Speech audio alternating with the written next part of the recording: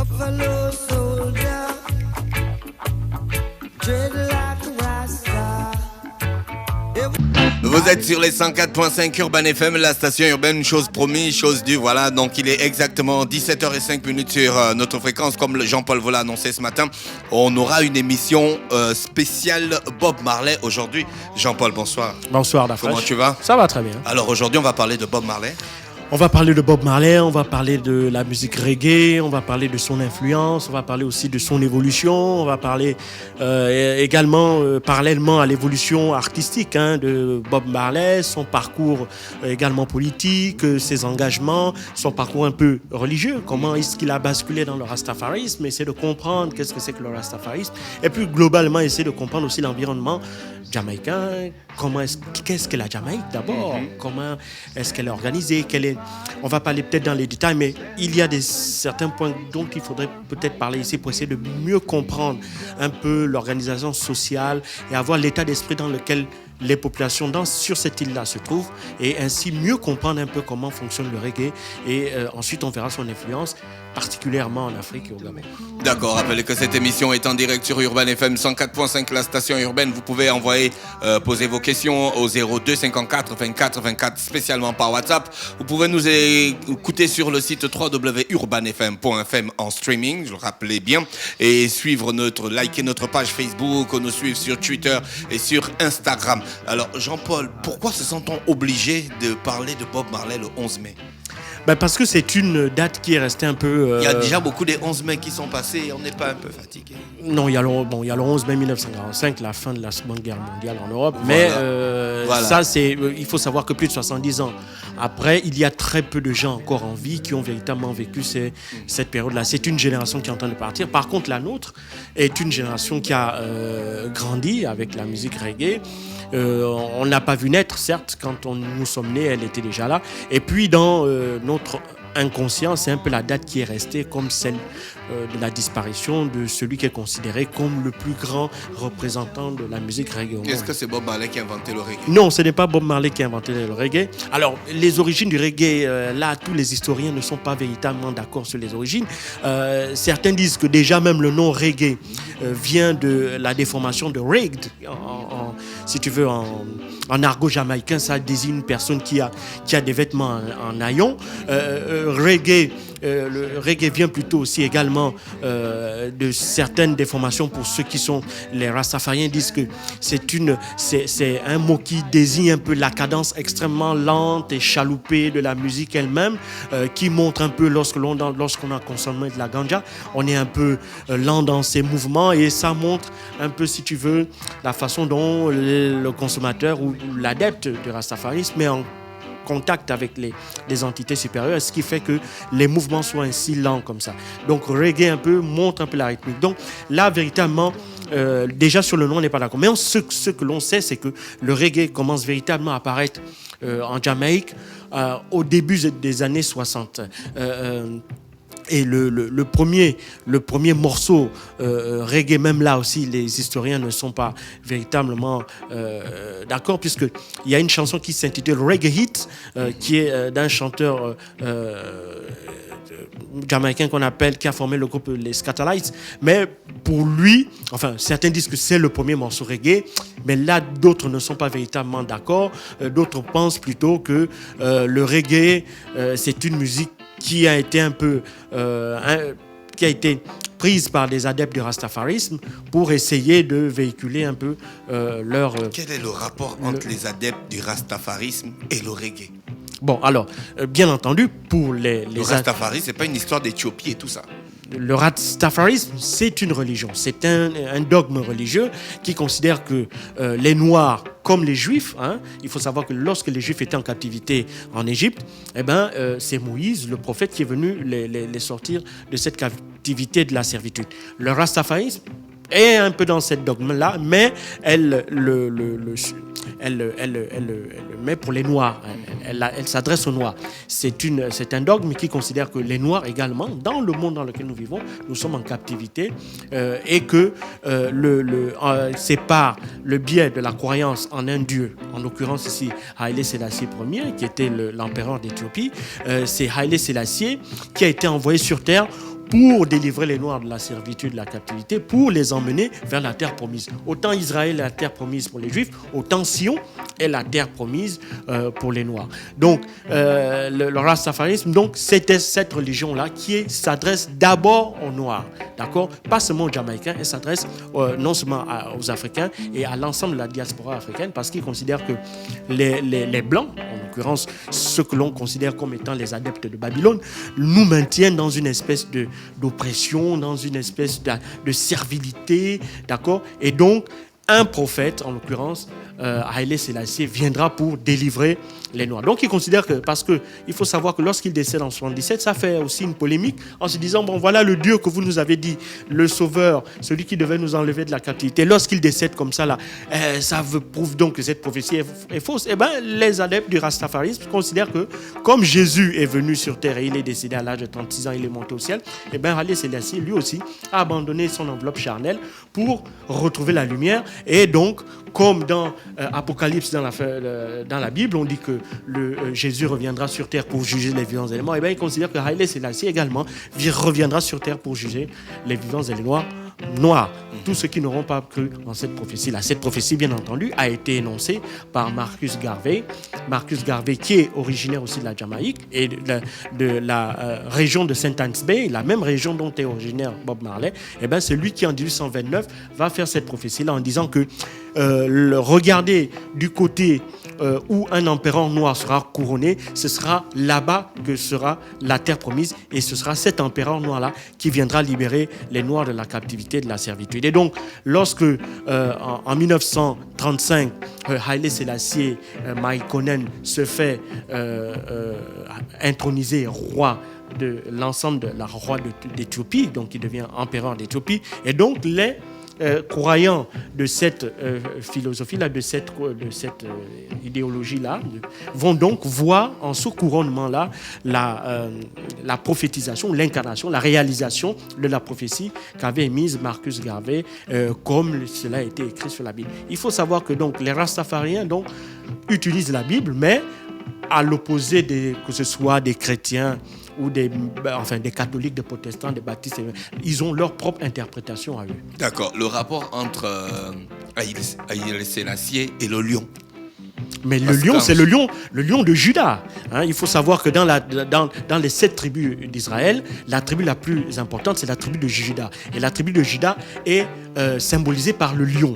Et donc, comme dans la culture juive, eh ben, les Rastafariens considèrent également que Haïlé Sélassié est le descendant de la maison de la tribu de Juda, et que donc, par de ce fait-là, il est également le lion qui est incarné dans la tribu de Juda. Et donc, il représente également ce lion-là. Et donc, le lion est devenu l'animal emblématique de Haïlé Sélassié pour les Rastafariens. Les couleurs parce que quand tu tapes sur Google, là, comme je viens de le faire, tu tapes reggae.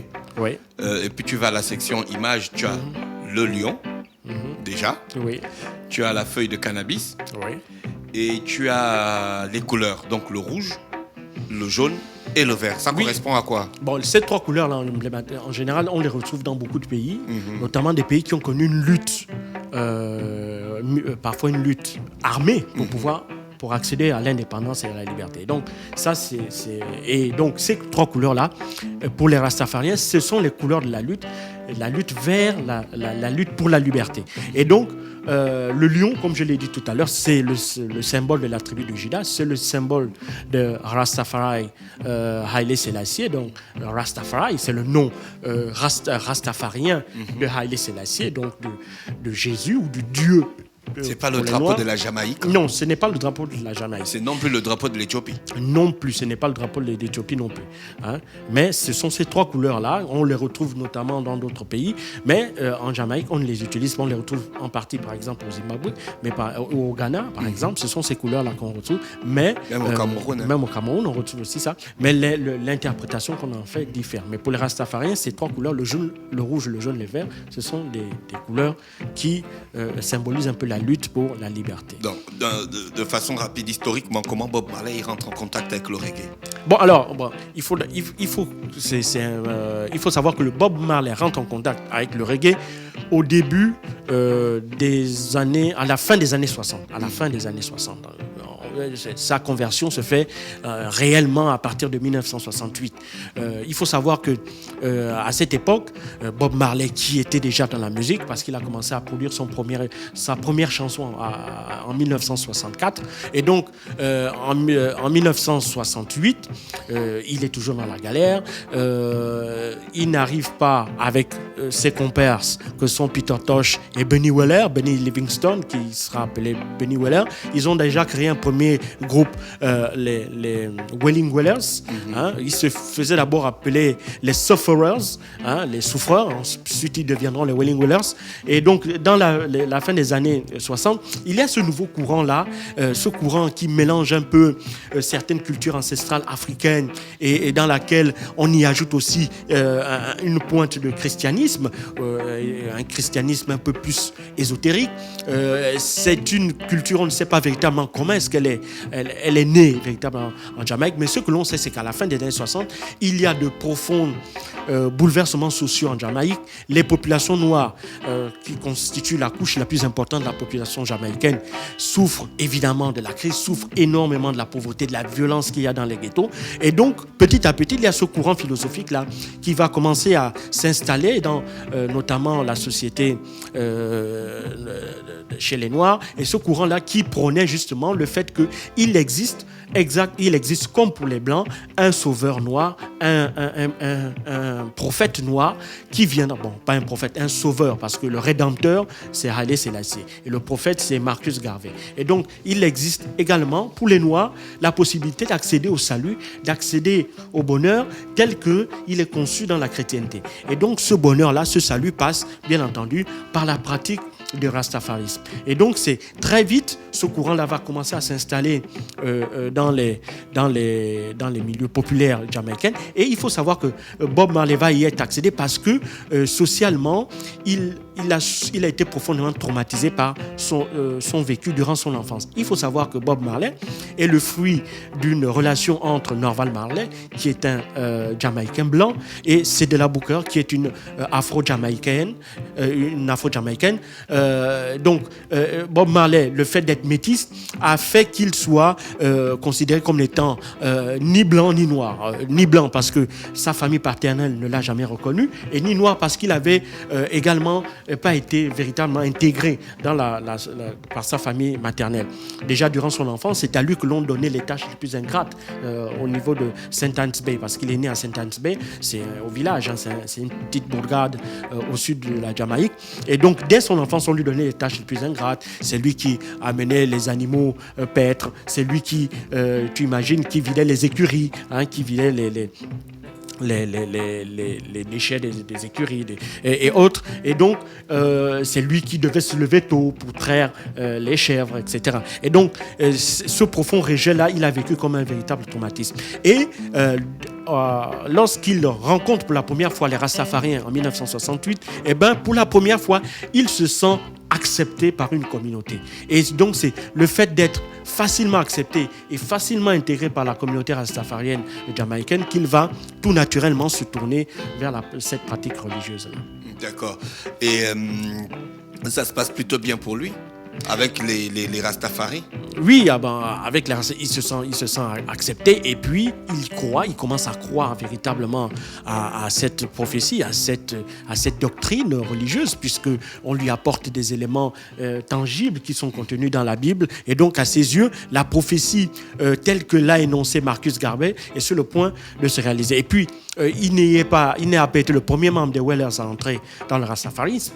Benny a été le premier. Ensuite, il y a amené Peter Tosh, et tout naturellement, comme c'était ses deux compères, ces derniers vont l'entraîner. Et lui, comme il va se sentir accepté par cette communauté, très naturellement, il va y adhérer. Et c'est lorsqu'il fait son premier voyage aux États-Unis en 1969 qu'il décide de ne plus se couper les cheveux. Donc c'est à partir, notamment lorsque vous voyez la pochette de l'album Burning, on voit Bob Marley avec une grosse touffe afro.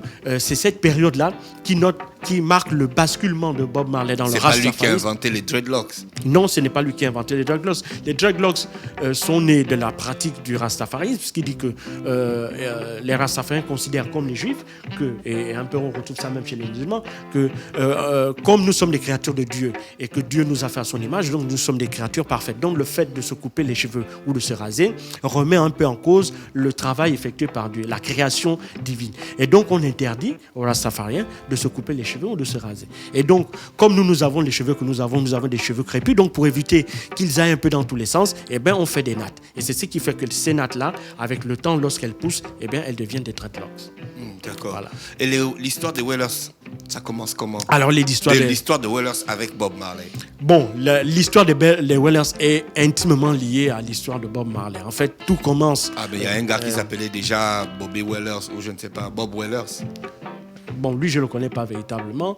Mais ce que je peux dire, c'est que les Wailing Wailers étaient le deuxième nom du groupe. Le premier nom du groupe, c'était The Sufferers. Pourquoi? Parce que lorsque Bob Marley arrive à l'âge de 9-10 ans à Kingston, il suit sa mère qui avait quitté Sainte-Anne 2 ou 3 ans auparavant pour essayer de trouver une vie meilleure, comme malheureusement dans les pays en voie de développement, c'est le cas. On a une forte exode rural, les gens partent des villages pour aller s'installer en ville. Et à la fin des années 70, à la fin des années 50, au milieu des années 50, pour être plus précis, sa mère va également décider d'aller tenter sa chance en ville. Au début, elle commence par travailler comme femme de ménage un peu à gauche, puis elle va être même serveuse, et enfin, elle va faire des cours du soir pour devenir infirmière. Donc, pendant qu'elle faisait les cours du soir, justement, et elle travaillait la journée pour devenir infirmière, le père de Bob Marley va venir d'abord récupérer Bob alors qu'il avait 6 ans et l'emmener à Kingston. Donc, il croyait, sa mère, croyait naïvement que son père l'avait récupéré pour s'en occuper. Jusqu'à ce que une de ses amies d'enfance de St. Anne's Bay lance l'alerte à Cédella pour lui dire qu'en fait, son papa avait placé Bob dans une famille d'accueil, d'accord? Et il servait un peu d'homme à tout faire chez une femme âgée en échange d'un peu d'argent que son père normal payait à cette dame-là pour garder Bob. Donc c'est comme ça que sa mère va aller le chercher, elle va le ramener à Sainte-Anne et puis quelques mois après, elle va décider de venir le récupérer. Et donc c'est comme ça que au milieu des années 50, donc, Bob va arriver à Kingston. Et bien entendu, il va aller habiter dans l'un des quartiers les plus populaires de Kingston, qui est Trenchtown. Et là, aux côtés d'autres quartiers comme Blackwall, ces grands quartiers populaires où majoritairement on trouve des populations noires. Ce sont des quartiers pauvres, défavorisés, où il règne une très grande violence, et où il règne des trafics de drogue, de prostitution et autres. Malheureusement, c'est dans cet univers-là que Bob va atterrir, comme des milliers d'autres jeunes à son époque. Et là, il va faire d'abord la connaissance de Benny Wailers. Benny Wailers, dont le père occupait un appartement mitoyen à celui de la mère de Bob. Et donc, le père de Benny Wailers, lui, était chauffeur de bus. Et c'est donc parce qu'ils partageaient une cour commune que Benny Wailers et et Bob Marley, qui avaient sensiblement le même âge, vont devenir des copains. Et c'est ainsi que, comme les deux on habite dans le quartier. Et là, ils vont faire la connaissance d'un troisième qui va arriver quelque temps ensuite à Trenchtown, qui est Peter Tosh. Et bien, comment est-ce qu'ils vont faire la connaissance? Tout simplement, Peter Tosh va être l'un des rares à l'époque dans ce quartier-là à posséder une guitare. Et c'est comme ça que les trois vont se lier d'amitié. Et c'est Peter Tosh qui va apprendre à Bob ses premières notes de guitare. Donc c'est ainsi que les trois se retrouvent régulièrement pour chanter. Mais comme ça chante un peu n'importe comment, il y a toujours dans Trenchtown une ancienne gloire de la musique jamaïcaine qu'on appelle Joe Higgs. Et c'est Joe Higgs qui avait monté comme ça une espèce d'école informelle de musique où tous les jeunes qui voulaient apprendre un peu de la musique, qui voulaient apprendre un peu à chanter, se retrouvaient et bénéficiaient bien entendu de son expérience et de sa formation. Et donc c'est comme ça que ces trois compères-là vont atterrir tout naturellement dans la cour de Joe Higgs pour apprendre la musique. Et donc, ils vont commencer. Joe Hicks disait que pour se former, il fallait donc de la théorie et de la pratique. Non, la pratique, ils le faisaient sur le terrain. Ils ont commencé à chanter dans les veillées mortuaires. Et c'est la raison pour laquelle le trio s'appelait d'abord les Sufferers. Donc, je ne pourrais pas dire les souffreurs, c'est des gens qui font des complaintes. Voilà, l'idée en fait du nom. Et comme donc, les pleureurs chez les exactement, chez les gens du Sud. les pleureurs, c'est exactement ça. Le premier nom, c'est les pleureurs parce qu'ils chantaient dans les veillées mortuaires. Et ensuite, après les veillées mortuaires, bien entendu, leur chant va... Et là, ils chantaient quel style? Le ska, le Ils rock steady non, ou le reggae? rocksteady et le ska n'existaient pas encore à cette époque-là. Ils chantaient beaucoup plus du gospel. Ils ont commencé par chanter du gospel. Et puis, ils chantaient un peu de la musique traditionnelle jamaïcaine. Parce qu'il faut savoir qu'à la base de la musique jamaïcaine, il y a ce qu'on appelle le mento et le calypso, qui sont deux styles musicaux que l'on retrouve notamment majoritairement dans les Caraïbes. Et donc, au début, en dehors du gospel, ils chantaient aussi ces musiques traditionnelles-là, faites de mento et de calypso. Alors, le mento et le calypso, c'est fait avec des instruments de base que sont les cuivres, également des tam-tams, hein, et ensuite on ajoute à côté des sons comme du banjo ou de l'harmonica. Et donc ce sont ces sonorités-là qui constituent la base musicale traditionnelle de la Jamaïque. Et ensuite, bien entendu, comme tous les jeunes de l'époque, ils écoutaient la musique américaine. Il faut savoir que la Jamaïque est à 150 km à vol d'oiseau de Miami. Et donc, à l'époque, dans les années 60, les grosses stations de radio américaines qui étaient basées à Miami émettaient jusqu'en Jamaïque sans problème. Et donc, là-bas, les jeunes qui avaient des stéréos, qui avaient des radios, écoutaient la musique jamaïcaine. C'est comme ça qu'ils ont découvert les grandes gloires, les Temptations, les James Brown, les Marvin Gaye, Otis Redding. Voilà, ils ont grandi donc avec le rhythm and blues, la soul, même le funk et tout ça là. Donc ensuite, tout naturellement, ils vont élargir leur répertoire au fur et à mesure que leur technique va évoluer. Et donc, ils vont commencer maintenant par chanter, faire des reprises de ces artistes américains-là. Alors, il faut savoir que maintenant, jusqu'à la fin des années 60, donc il n'y a pas véritablement encore une musique jamaïcaine moderne. D'accord ? Il va falloir voir émerger des gens, des visionnaires tels que Clement Dodd, qui est le fondateur d'un label qu'on appelle Coxsone. C'est l'un des tout premiers labels de Jamaïque. Alors, c'est aussi l'un des premiers à créer ce qu'on a appelé par la suite des sound systems. Des sound systems qui va être exporté ensuite aux États-Unis. Un sound system, c'est quoi ? Eh bien, le sound system, normalement, c'est... si tu veux, une structure dans laquelle on trouve trois entités en même temps. On trouve une boîte de nuit ou un bar dancing, on trouve un studio d'enregistrement et derrière, on a une boutique de vente de disques. Et donc, Clement Dodd, lui, quand il va venir avant de créer son premier sound system, au départ, il est allé travailler aux États-Unis, comme l'ont fait des milliers de Jamaïcains qui aspiraient à un mieux vivre aux États-Unis, attirés par le rêve américain. Et là-bas, il va travailler pendant des années et il va se constituer une imposante discothèque.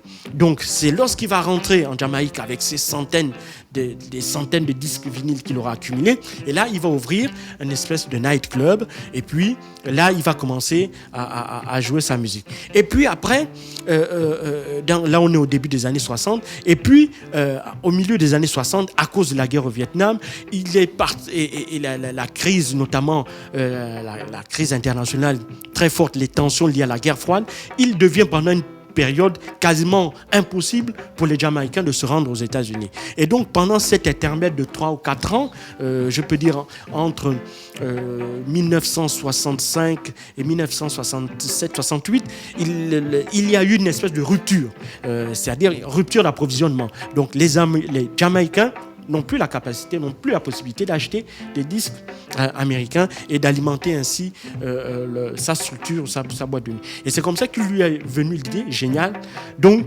de promouvoir les artistes locaux pour continuer de répondre à la forte demande locale. Et donc, il va promouvoir les artistes locaux. Comment ? Eh bien, c'est là où il va se tourner vers des quartiers comme Black Oral, comme Trenchtown, où il y avait des artistes en herbe. Et c'est ainsi qu'il faisait passer des auditions. Et c'est là où ce qu'on va appeler le ska, le ska va être le premier style typiquement jamaïcain qui est un mélange de musique, comme je l'ai dit, traditionnel inspiré du mento et du calbiso, dans lequel on va ajouter des sonorités modernes, enfin des sons modernes, des guitares, des basses, des cuivres, etc., pour leur donner une forme ou une rythmique un peu proche du rock que l'on écoutait et qui venait en provenance des États-Unis. Et c'est comme ça que le ska va naître et va rapidement connaître un succès fulgurant. Et donc les Bob Marley, Bunny Wellers et Peter Tosh, tout naturellement, vont donc partir des reprises qu'ils faisaient d'Otis Redding, de James Brown et les autres, pour se lancer eux aussi, pour tenter leur chance en commençant à écrire leurs propres chansons. Et bien, pour cela, ils vont être aidés par Joe Hicks, justement, qui va leur donner les bases techniques pour non seulement composer un morceau, l'écrire, écrire les notes, le solfège et autres, et leur apprendre la discipline, parce que bien entendu, pour faire de la musique, pour réussir, il faut une certaine discipline. Donc c'est Joe Hicks qui véritablement n'est peut-être pas le membre, le père fondateur, mais il est celui qui va les structurer et va leur montrer comment est-ce que l'on peut devenir musicien. D'accord. Le rocksteady est une évolution du ska ou c'est deux styles différents? Non, la seule différence Parce entre que le ça, rock... c'est le ska qu'on écoute en fond sonore. Oui. La seule différence entre le ska, le rocksteady et le reggae, c'est la rythmique. Ce qu'on appellerait, les DJ diraient ici, le battement par... BPM, le battement par Voilà. minute. La différence entre ces trois styles-là, c'est que plus quand on passe du ska au rocksteady, le rythme diminue. Et lorsque l'on passe du rocksteady au reggae, le rythme diminue encore. En ska, Bob Marley a produit des albums dans Il le a- style ska. Plus de environ 350 chansons, ça c'est ce qu'on connaît, 350 Wow. chansons, principalement pour Clement Dunn chez Coxton. Il a travaillé aussi pour Leslie Kong, là où il a travaillé avec... il a aussi fait quelques morceaux ska avec Lou Perry, quelques morceaux ska, parce qu'à l'époque, Lou Perry, lorsqu'il était l'adjoint de Clement Dunn, mixait donc les morceaux des Wellers, et puis après Bob et lui vont retravailler par la suite au début des années 70 là pour faire du reggae. À quel moment Bob Marley quitte du ska au rocksteady? Eh bien, il suit exactement le mouvement, hein, il suit le succès, hein. Dès lors que le rocksteady va venir s'imposer en Jamaïque à la fin des années 60, au début des années 70, pour détrôner véritablement le ska, eh ben, Bob Marley et ses compagnons qui veulent percer en musique. Donc, ils doivent s'adapter à chaque fois au goût du public. Et c'est comme ça qu'eux aussi, et comme ils sont la plupart, si on veut exister musicalement, il faut être écouté dans les sound systems, et donc les sound systems imposent leur style. Et donc, lorsque les sound systems imposent le rocksteady, et bien tout naturellement, Bob Marley et les autres suivent la tendance et vont également se mettre à faire du rocksteady. Quel est le réel premier morceau de Bob Marley en mode reggae? Bon, en mode reggae, je dirais Stir Up. Voilà, Stir Up, c'est le premier morceau de Bob. Il y a deux versions, donc il y a la version reggae un peu... celle qui est plus connue, c'est celle qui a été reprise, qui a été remixée par Chris Blackwell, qui est le dernier producteur de Bob et le fondateur de la maison Island Records, là dans laquelle Bob a connu ses plus grands succès commerciaux. Mais au départ, Stir Up, c'était d'abord le tout premier morceau qu'il a écrit en style reggae, le premier morceau de reggae qu'il a écrit. Donc Jean-Paul, si je comprends bien, Bob Marley n'a créé aucun style musical. Il ne Non, faisait que suivre non, les tendances. il n'a pas créé, On ne peut pas dire qu'il est le père du reggae. Non, pas du tout, pas du tout. Mais il est son plus grand représentant, son représentant le plus emblématique. Ça, c'est sûr. D'accord. Voilà. Donc les gens ont tendance à croire qu'il était le créateur du reggae. Non, pas du tout. Non, non, mais il est toujours dans l'inconscient des gens l'image même du reggae. Qu'est-ce qui Celui définissait les valeurs de Bob Marley? Par exemple, quand on écoute ses morceaux, il chantait beaucoup l'amour, la paix. Non, l'amour, il a chanté après. La première, le reggae, à la base, c'est une musique contestataire. Donc, il chantait pour l'émancipation des peuples noirs, pour la lutte contre l'esclavage, pour la lutte contre la sous-valorisation des Noirs, la lutte pour l'émancipation intellectuelle. Est-ce qu'en culturelle. Jamaïque, il y avait une forme? C'était un pays de Noirs ou c'était un pays mixte avec des Blancs qui avaient le pouvoir? Ça, c'est très intéressant. Il faut savoir que la Jamaïque, dans la population, est constituée de trois grandes souches. Il y a les populations africaines, d'origine africaine, il y a les populations d'origine indienne, il y a des populations d'origine occidentale, des blanches. Il faut savoir que en 1495, lorsque Christophe Colomb découvre la Jamaïque, eh ben, il en fait sa propriété personnelle. Et ensuite, son fils va vendre l'île de la Jamaïque à l'Espagne. Et puis, quelques temps après, l'Angleterre va d'abord s'accaparer par la force de la Jamaïque avant de la racheter justement à l'Espagne. Et donc, l'Angleterre va faire de la Jamaïque sa colonie, une colonie dans laquelle ils vont promouvoir l'agriculture et le commerce du sucre. Il faut savoir qu'on est dans les Caraïbes. Et donc, au départ, ils vont faire de cette colonie là une colonie de peuplement.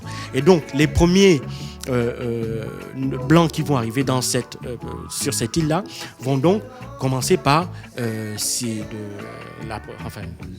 installer. Et donc, les populations autochtones qu'il y avait là, c'était des Indiens, des populations indiennes, des Indiens arawaks.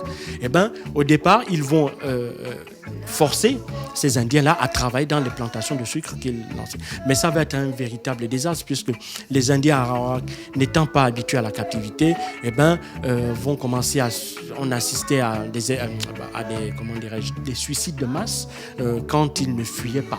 D'accord ? Et donc, très vite, les Anglais vont être à court de main-d'œuvre et donc ils vont se tourner vers le trafic des Noirs pour essayer de combler ce déficit qu'ils avaient en main-d'œuvre. Et c'est ainsi que des milliers de Noirs vont être ainsi importés en Jamaïque. C'est comme ça que les Noirs vont arriver en Jamaïque. Ah, d'accord. Et puis, après l'abolition de l'esclavage, il va y avoir un autre problème, c'était que les Noirs qui vont devenir libres ne vont plus vouloir travailler dans les plantations. Et donc, une fois de plus, les Blancs vont se retrouver encore à court de main-d'œuvre, puisque les Noirs qui voulaient travailler, beaucoup ne voulaient plus travailler, et ceux qui voulaient travailler voulaient de meilleurs salaires et de meilleures conditions de vie et de travail, ce que les Blancs ne pouvaient pas leur accorder. Et donc, une fois de plus, à court de main-d'œuvre, ils vont se tourner cette fois-ci vers des populations qui viennent principalement d'Asie et d'Inde. Les Indiens il va y avoir une forte colonie indienne qui va venir s'installer en Jamaïque pour essayer d'apporter, de combler le déficit lié au fait que les Noirs ne voulaient plus travailler dans les plantations. Et puis il va aussi y avoir des populations chinoises qui vont venir par la suite s'installer là par le biais du commerce pour pratiquer du commerce. Et donc dans la population jamaïcaine aujourd'hui, c'est une population, même si elle est métissée, mais elle n'est pas métissée au sens où on peut le voir par exemple au Brésil, mais il reste que la population africaine reste la population de base de la Jamaïque en termes de nombre, mais ça ne veut pas dire qu'ils sont beaucoup plus nombreux que d'autres. Non, ils sont certes les plus nombreux, mais ils ne sont pas les seuls. Maintenant, au niveau bien entendu du pouvoir, il faut savoir que malheureusement, comme dans beaucoup de pays qui se sont un peu constitués par le biais d'arrivées de vagues successives comme ça, d'immigration. 11 425 km². Oui, c'est une toute petite île. C'est la taille du terrain que j'en prends.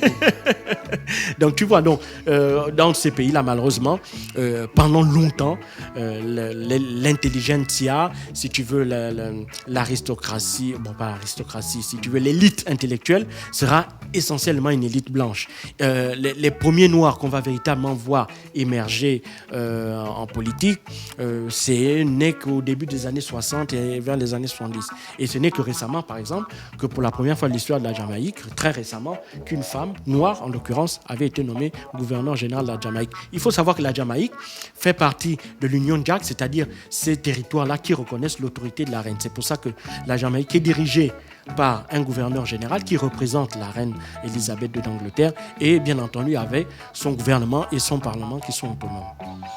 Donc on comprend un peu le contexte dans lequel Bob Marley évolue musicalement. Voilà. Ce qui a fait de lui un artiste contestataire. Le reggae, c'est d'abord une musique de contestation, c'est une musique d'émancipation, c'est une musique de lutte des classes. On comprend pourquoi il chantait des sons comme Buffalo Soldier. Exactement, toutes ces musiques-là. Maintenant, il va aussi arriver que lorsqu'il va rencontrer Chris Blackwell, celui-ci va lui montrer que l'industrie de la musique, il va le mettre face à une réalité, c'est-à-dire qu'on ne peut pas passer son temps à contester dans la musique. Tous ceux qui écoutent la musique ne sont pas forcément des contestataires ou ne veulent pas forcément écouter un message contestataire. Et comme il voulait justement élargir un public, il voulait surtout être écouté écouter en Europe et aux États-Unis, particulièrement aux États-Unis, parce qu'il y avait une forte diaspora africaine là-bas. Mais il voulait aussi être écouté en Europe parce qu'il savait que l'Europe et les États-Unis, s'il était écouté là-bas, c'était des puissants moteurs de diffusion pour le reste du monde. Donc s'il arrivait à conquérir l'Europe et les États-Unis, eh ben, il arrivera à conquérir le monde entier. Pas lui, en fait, le rastafarisme et le reggae. Parce que pour lui, il considérait qu'il était en mission sur Terre. Sa mission était de diffuser le message qu'il y avait dans le reggae, le message de libération et de rédemption du peuple noir. Un message qu'il a divulgué à travers le monde. Bien pendant entendu. toutes ces tournées. Oui, déjà, Woodcut Fit, Zion Strain, Weandem, Est-ce que c'est le même message Babylone. Est-ce que c'est le même message qu'il a tenu quand il était de passage au Gabon? Oui, au Gabon, c'était tout autre chose. Il faut savoir que le Gabon était le premier pays africain sur lequel il s'est rendu. Et lui, il venait pour deux choses. La première chose, c'était une découverte. Il venait à la terre-mère, d'accord. Les Jamaïcains n'ignorent pas. Les Noirs jamaïcains savent d'où ils viennent d'Afrique. Et donc pour lui, c'était un retour. Et Bob Marley avait toujours rêvé, s'il en avait eu l'occasion, venir s'installer en Afrique. Et même sa femme, Rita Marley, vit à Accra au Ghana. Donc pour les Rastafariens aussi, la rédemption finale vient par un retour de l'ensemble des Noirs qui sont dans la diaspora vers la terre-mère. Et bien Sion, c'est où? C'est en Éthiopie. Donc, une fois que le peuple noir est libéré, eh ben, tous les Noirs de la diaspora doivent revenir vers la terre d'origine. Et cette terre d'origine, c'est l'Éthiopie. Et donc, comme tout bon rastafarien, Bob aspirait un jour à repartir, s'installer en Éthiopie pour lui aussi vivre cette prophétie. Il chantait l'unité et il a participé à la réconciliation des hommes politiques dans son pays. Oui, bon, là, c'était dans deux cadres différents. Il faut savoir que lorsqu'il a fait son premier concert, Smile Jamaica, en 1977, le pays était gangréné par la violence politique. Il y avait deux formations politiques. Il y a forcément, comme dans la plupart des pays de culture anglo-saxonne, le paysage politique est bipolarisé. On a deux partis. On a un parti de droite et un parti de gauche. Donc, on a le parti de droite, le National People's Party, le NPP, et on a le GLP, le Jamaican Liberal Party, donc le parti des travaillistes, donc le parti de gauche. Ce sont ces deux principales formations politiques-là qui dominent la Jamaïque. Et donc, dans les années 70, la violence politique mine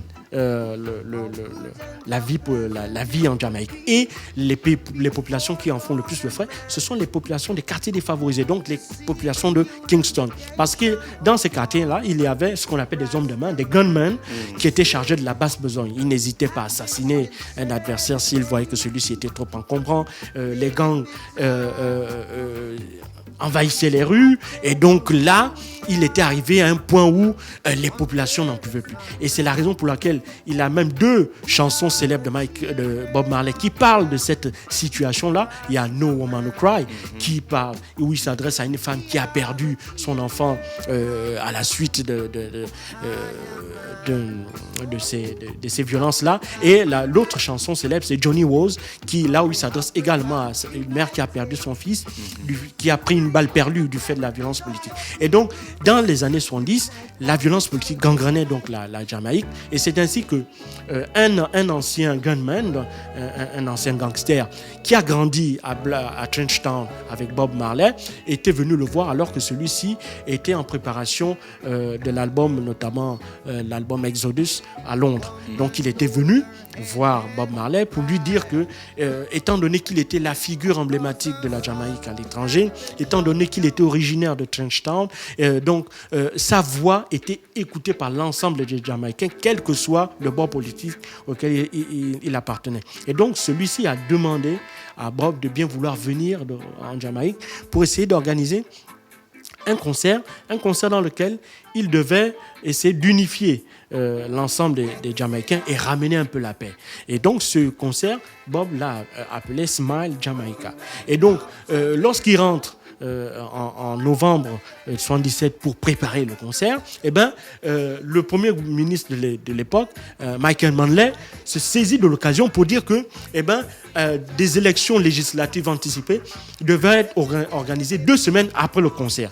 Donc ce que les adversaires de Michael Manley vont voir comme une manœuvre politique pour essayer de s'accaparer justement de Bob Marley. Et justement, c'est cette confusion dans le message-là qui va faire que certaines personnes vont se dire que Bob Marley est donc venu faire ce concert-là pour soutenir le parti de Michael Manley et donc l'aider à se maintenir ainsi au pouvoir. C'est ainsi que, même si jusqu'à présent on ignore quels sont les véritables commanditaires de cette tentative d'assassinat à laquelle Bob Marley va échapper 24 heures avant 48 heures avant le concert Smile Jamaica, eh bien tout le monde sait que cette tentative d'assassinat-là est liée à cet événement-là. Et donc, lorsqu'il rentre pour préparer le concert et que dans la foulée, le gouvernement annonce les élections anticipées 2 semaines après le concert Smile Jamaica. Alors, pendant qu'il faisait des répétitions pour préparer le concert de ce concert-là, eh ben, 3 individus armés vont faire irruption dans le domicile de Bob Marley à Kingston et vont tirer donc, sur eux. Alors donc Bob Marley va être blessé au bras et à la poitrine, ce sont des blessures légères. Zita va être blessé à la tête, mais la blessure aussi va être légère. Mais c'est surtout Don Tyler, qui était le manager de Bob Marley, qui va être le plus touché. Il va être grièvement blessé. Il va recevoir 5 balles, mais il aura pu être sauvé in extremis. Et donc, à la suite de cet attentat contre Bob Marley, pendant 48 heures, on va être un peu dans la confusion. Certains disaient que Bob était mort, d'autres disaient non, il n'était pas mort, il était mis en sécurité dans un endroit inconnu, etc. Donc, pendant 2 jours, on se demandait si véritablement ce concert pour la paix, enfin ce concert Smile Jamaica, devait avoir lieu. Puis, il va décider, il va réfléchir parce que certains membres de son équipe voulaient qu'il fasse le concert. Enfin, lui voulait faire le concert, mais certains membres de son équipe ne voulaient pas y participer. Donc, finalement, le jour du concert, il va se décider à venir. Il va dire de toutes les façons, s'il était dit que je devrais mourir ce soir, eh ben je mourrai. Si c'est Dieu qui décide, il n'y a aucun moyen d'empêcher que cela puisse arriver. Et c'est ainsi qu'il va convaincre certains de ces musiciens de venir. Un seul, Alvin Sicko Patterson, va refuser, le batteur, de venir. Il va être remplacé ce soir-là par un autre musicien. Et donc ce concert-là va être un véritable succès puisqu'il va chanter dans un grand parc de Kingston devant plus de 80 000 spectateurs. Et donc, par la suite, il ne va plus se sentir... En fait, il va être traumatisé par cet attentat-là et il ne se sentait plus véritablement en sécurité chez lui. C'est ainsi donc qu'il va décider de partir en exil, malheureusement.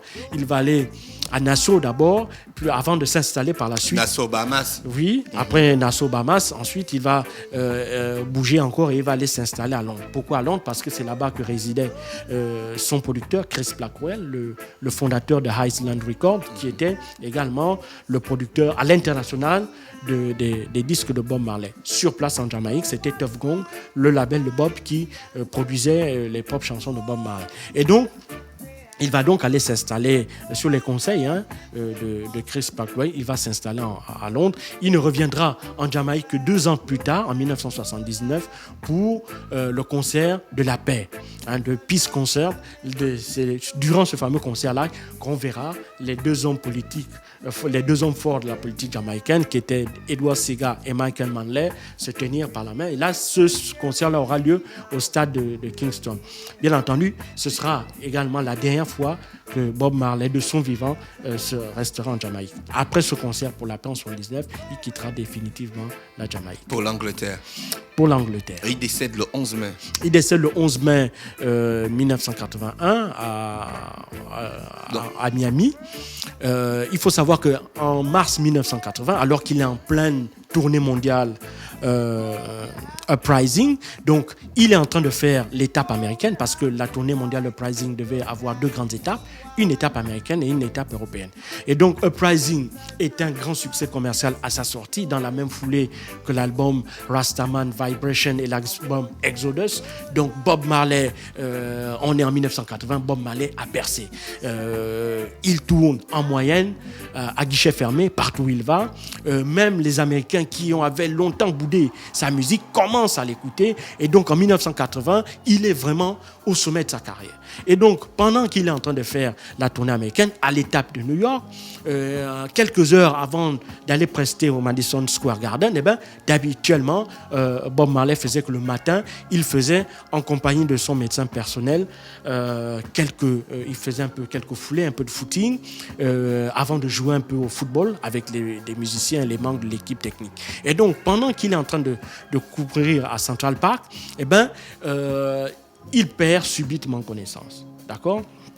Donc, le médecin réussit in extremis à le ranimer et donc il l'emmène à l'hôpital. Et puis, durant le trajet vers l'hôpital, il constate malheureusement que, à de multiples reprises, il continue à perdre connaissance. C'est là, à ce moment-là, que son médecin décide de passer l'ensemble de son corps, de lui faire un examen complet de radio. Et c'est là où on va découvrir malheureusement qu'il avait 5 tumeurs. 3 tumeurs au cerveau, une au poumon et une à l'estomac. Il faut savoir déjà qu'en 1977, donc quelques temps avant le concert Semal Jamaica, au cours d'une précédente tournée, notamment la tournée Catch a Fire, il est à l'étape parisienne et à Paris, il avait l'habitude de faire que lorsqu'ils arrivaient dans une ville, il jouait avec les journalistes qui étaient là, ou des joueurs, des footballeurs amateurs, mais principalement des footballeurs amateurs qui faisaient partie de l'équipe de presse qui venaient pour justement couvrir leur passage en question dans la ville.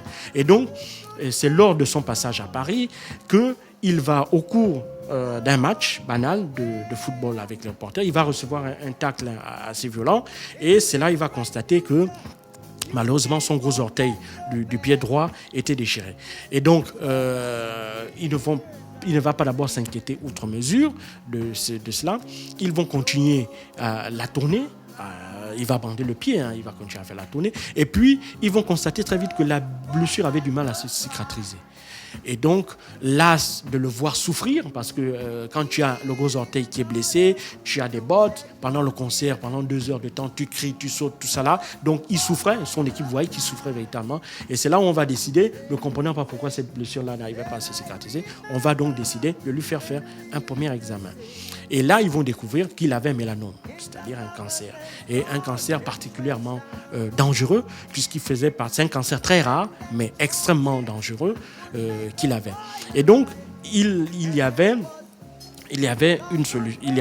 plusieurs solutions, des options qui s'offraient à lui. Une, on amputait le pied, d'accord, à hauteur de juste en dessous du genou. Ça, c'était la première option qu'on lui avait proposée. La deuxième option, c'était qu'on amputait intégralement le gros orteil droit, d'accord, qui était touché par la blessure. Et puis, troisièmement, c'est cette méthode cette option-là qui va être approuvée par un autre médecin spécialiste, pour essayer de sauver au maximum l'orteil. Donc, Bob Marley ne voulait pas l'amputation. Pourquoi ? Parce que sa croyance rastafarienne lui interdisait de l'amputation. Et donc, comme il n'était pas possible de l'amputer pour des raisons religieuses, et également derrière, il y avait d'énormes pressions, aussi bien des managers que des producteurs des concerts qui voyaient au fait que si on amputait la jambe à Bob Marley, est-ce qu'il serait toujours dans la capacité de pouvoir travailler comme il l'avait toujours fait? Est-ce qu'il continuerait à être la machine qui produit de l'argent, en fait? Il faut pas aussi se cacher cette réalité-là.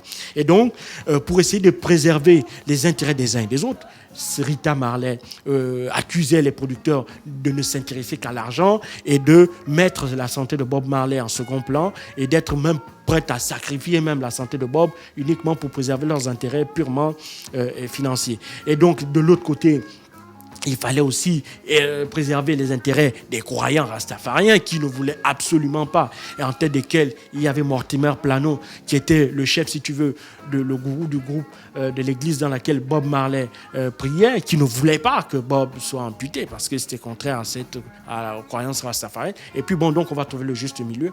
Malheureusement, ça a été une mauvaise option. On le comprendra plus tard, hélas. C'était d'enlever toute la chair qui était nécrosée, toute la partie qui était déjà atteinte, pour ensuite lui permettre de guérir et continuer continuer la tournée. Et donc, pendant environ 2 ou 3 mois, Bob Marley donc, va être en convalescence. On va suspendre la tournée européenne, Catch a Fire, et puis il va aller en repos. Et à la suite de cela, il va reprendre sa tournée. Malheureusement, son entourage n'étant pas très regardant sur le suivi médical, on aurait dû régulièrement faire des check-ups à Bob Marley pour voir s'il n'y avait pas eu des résidus de son cancer, pour voir si son cancer n'avait pas évolué, s'il n'y avait pas eu une réminiscence de la maladie. Malheureusement, personne ne s'en était inquiété dans son entourage. Et donc, c'est cette réalité-là brutale qui va frapper Bob Marley en 1980, lorsqu'on va découvrir que malheureusement, non seulement le cancer avait survécu, mais en plus, il s'était généralisé en touchant des autres organes nobles qui étaient l'estomac, les poumons et le cerveau. D'accord, donc il meurt en 81, le 11 mai. Il meurt malheureusement le 11 mai. Il avait quel âge? 36 ans après une longue agonie. Il faut savoir 36 ans? Oui, 36 ans. Il est mort très jeune. Après une longue agonie, il faut savoir que en décembre 1980, aucun médecin ne voulait plus toucher Bob Marley puisqu'on considérait que son cas était perdu. Voilà, il était condamné. Et donc, sa famille va une première fois l'amener à Lausanne, en Suisse. Et de là-bas, ils vont rentrer en contact avec un médecin allemand à Düsseldorf, c'est en Bavière, en Allemagne. Ce médecin-là il pratiquait une espèce de médecine qui n'était pas très orthodoxe, hein, si on peut parler des choses ainsi. Cette médecine-là était un mélange de chimiothérapie, de médicaments anticancérigènes, d'exposition aux rayons ultraviolets, bref, un ensemble un traitement physiquement très dur à supporter. Mais ce traitement va pas sauver Bob Marley, mais ne va faire que prolonger en fait sa vie de quelques semaines. Et donc, lorsqu'ils vont arriver là-bas en janvier 1980, il va subir ces traitements-là. C'est à la suite de ces traitements-là chimiques et au rayonnement aussi, ces traitements avec les rayonnements ultraviolets, qu'il va perdre ses dreadlocks. D'accord. Et puis après, il continue à annoncer. Et puis jusqu'en début mai 81, là aussi, ce médecin allemand là va abandonner. D'accord. Il va aussi considérer qu'il était trop tard, que son traitement n'avait pas marché, puisque après un petit temps où Bob Marley semblait recouvrer sa santé, il va faire encore une rechute plus grave. Et c'est ainsi que... Donc, ils étaient normalement en partance pour la Jamaïque, parce que c'est là-bas où Bob Marley souhaitait mourir. Malheureusement, ils vont devoir s'arrêter d'abord à Miami parce que son état ne va faire que se dégrader. Et arrivé à Miami, ils n'auront plus la possibilité d'arriver en Jamaïque. Voilà, parce qu'il était intransférable, son état était déjà trop alarmiste. D'accord, Jean-Paul. Nous sommes arrivés au terme de notre première partie. Ouais. Je pense que demain, on va faire la deuxième partie, les influences et puis son histoire, son impact dans l'humanité. Exactement. Vous étiez sur Urban FM 104.5, la station urbaine. On se retrouve demain pour reparler de Bob Marley dans notre radio sur Urban FM, la station urbaine. Urban FM 104.5. Urban FM, toujours dans le barrio, proche des éléments. On fait passer les chariots à chaque événement. Général en costard. Urban FM, c'est cool, c'est fun. En fait, jamais une radio n'avait été aussi musicale. Et si on refaisait le hip-hop?